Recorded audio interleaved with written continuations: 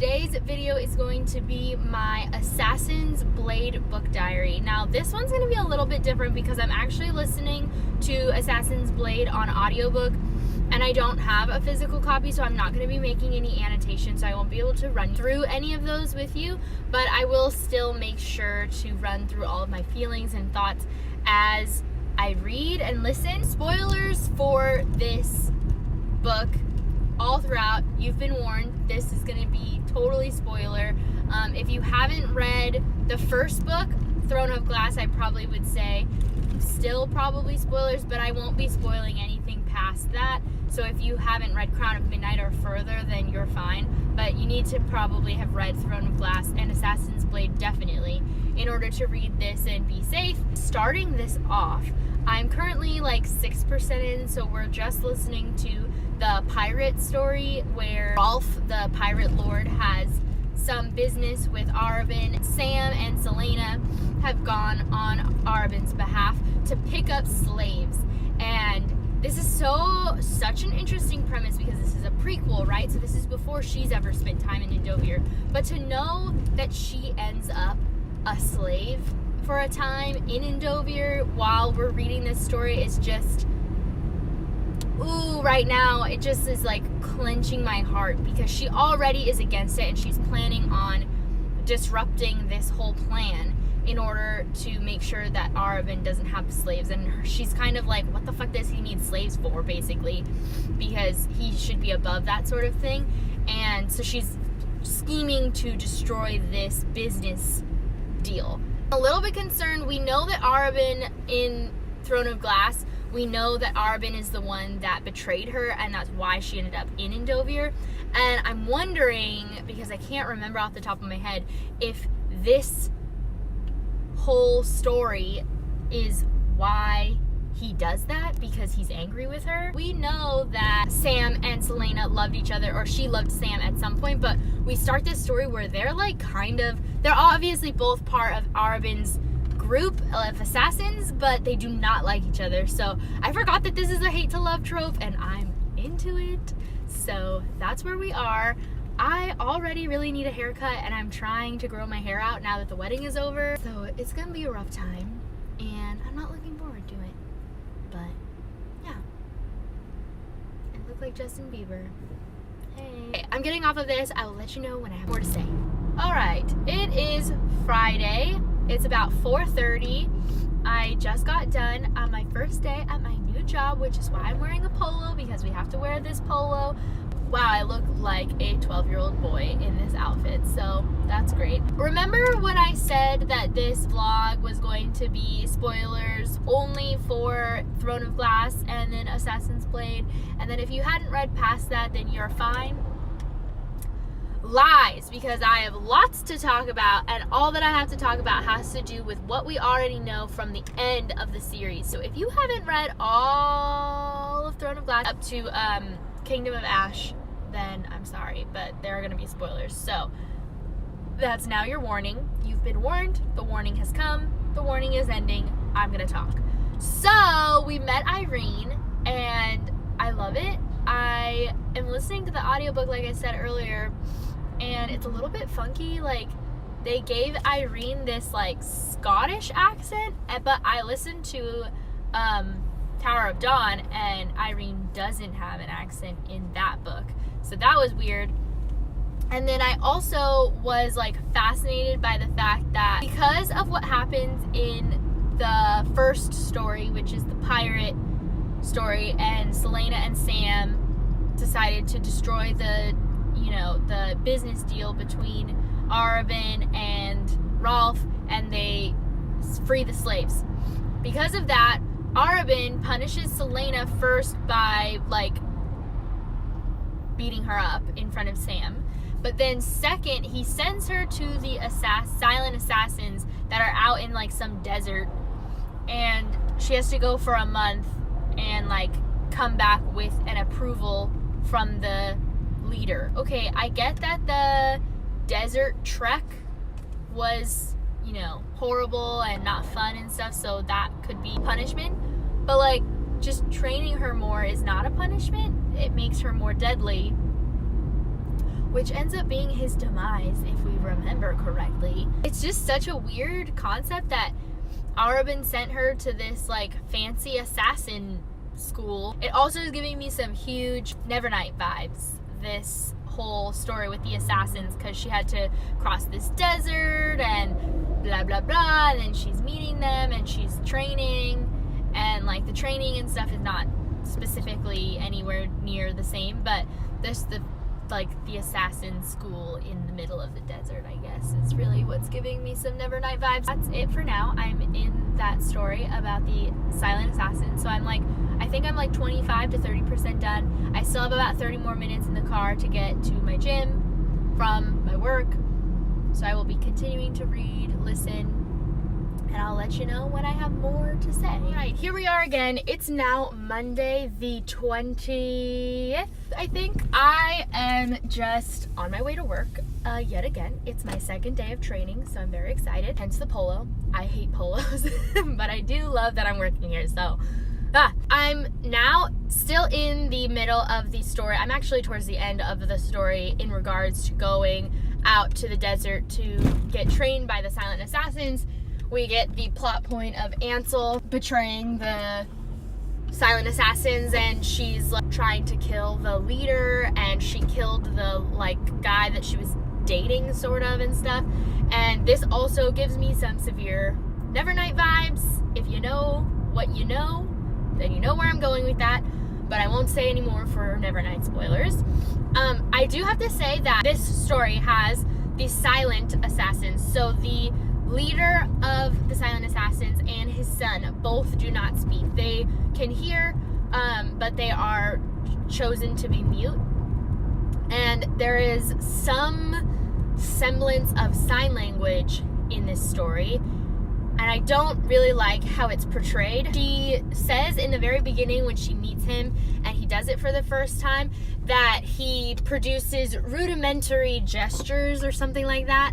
And somehow everybody knew what he was saying. I'm like, so he was doing sign language and you just don't know what that is. So I really wish that we had gotten a little bit more, even if she had said that initially, maybe a little bit more information and education on what sign language is and how that's not true. It's not rudimentary gestures, it's a full language. Because I think that just is giving a little bit too, it's a very big assumption about sign language that it's not a real language.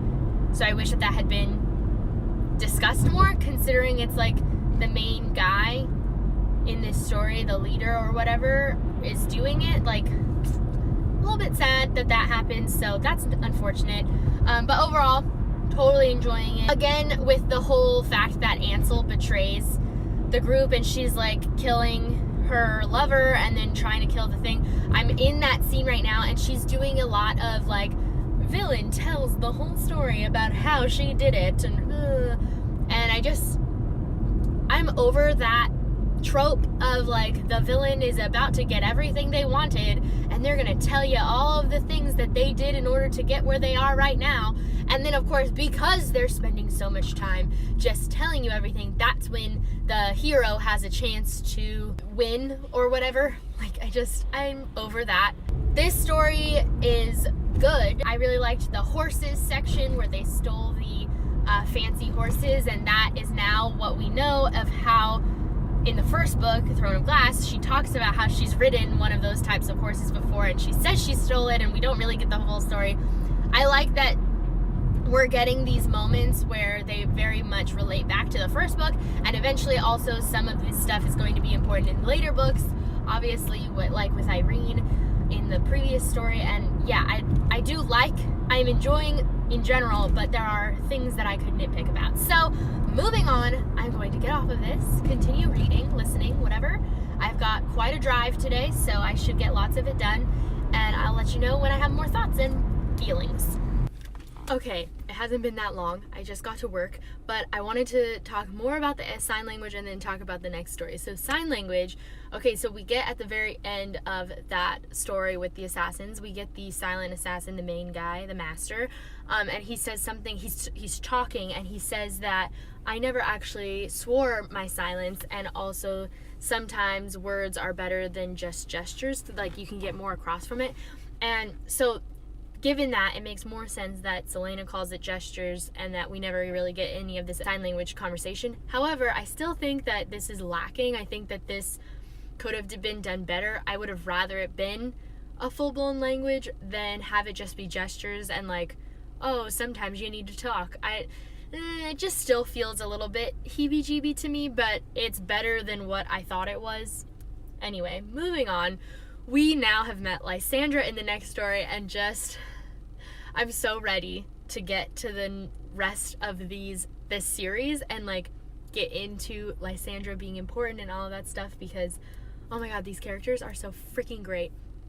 So yeah, that's all I really have to say so far. Lysandra is like a horrible person in this story. I think that we'll get more information throughout this story and we'll get to, meet her really and like get more about her, but that hasn't happened yet. We just had this one scene with her and she's like, I don't like her yet, but I'm just excited to see this character development and all of those things. And I'm about, I would say probably about 60% through now, and so yeah, when I have more to say.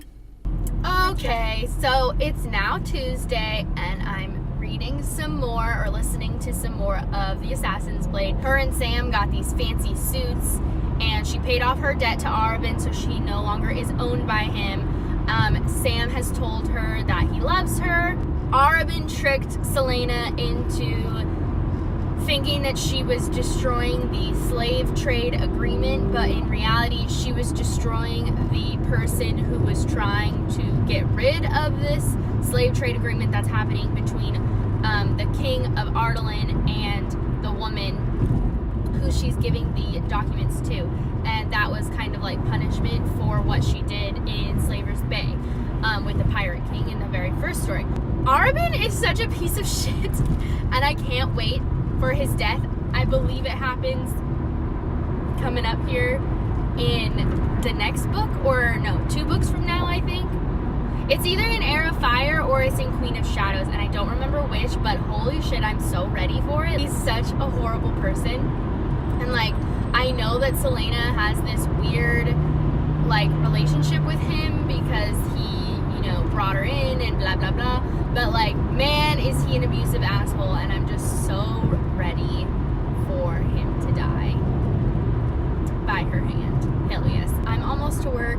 I'm actually hoping that I can finish this book today. It might happen. If not today, then definitely by tomorrow, but today I have a lot of driving because I'm almost to work now, but I have to drive all the way from work to school, which is a farther drive because I live in the middle of those 2 places, and then I have to drive back home from school as well. So I have quite a lot of time in the car today, so I'm kind of hoping that I can finish this today, but we shall see. And yeah, so that's the goal, and Arobynn is a horrible person, so that's that. Alright, it is now Thursday, May 23rd.